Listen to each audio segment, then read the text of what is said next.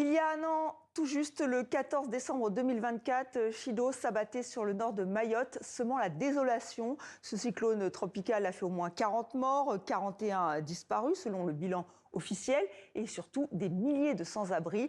Les dégâts se comptent en centaines de millions d'euros et des monceaux d'ordures restent à évacuer. Manon Boucaud. Une montagne de déchets à ciel ouvert, à quelques mètres seulement des habitations. On y trouve de tout, de l'électroménager enchevêtré aux débris des maisons dévastées par le passage du cyclone Chido. C'était il y a un an, mais depuis ici, les ordures s'entassent, dans une odeur nauséabonde.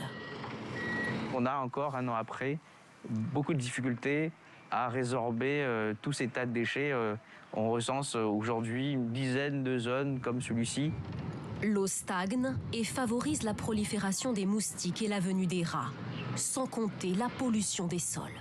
Dans certains quartiers, le service de collecte des ordures a été durablement perturbé par le passage de Chido. Ici, par exemple, l'insalubrité est partout et les habitants sont exaspérés. Tout ça, ça provoque des maladies. Il y a trop de mouches, on ne sait pas comment vivre, on ne peut pas ouvrir la fenêtre à la maison. Plus loin, sur le front de mer, les épaves des bateaux sont encore nombreuses. Elles gisent là, sur les rochers, quand elles ne se décomposent pas dans l'eau. Des plaies profondes sur l'archipel qui tentent tant bien que mal de faire face. Pour évacuer tous ces déchets, des machines spécifiques sont arrivées ici, comme ce broyeur. On a ramené cette machine qui est encore plus rapide, qui broie 40 tonnes par jour. Donc l'objectif, c'est de broyer 40 tonnes par jour pour pouvoir, dans un délai de 2 à 3 mois, finir avec le stock uniquement de déchets métalliques pour le moment. La gestion des déchets à Mayotte a toujours été compliquée, car l'archipel ne dispose pas de filière de recyclage ni d'incinérateur.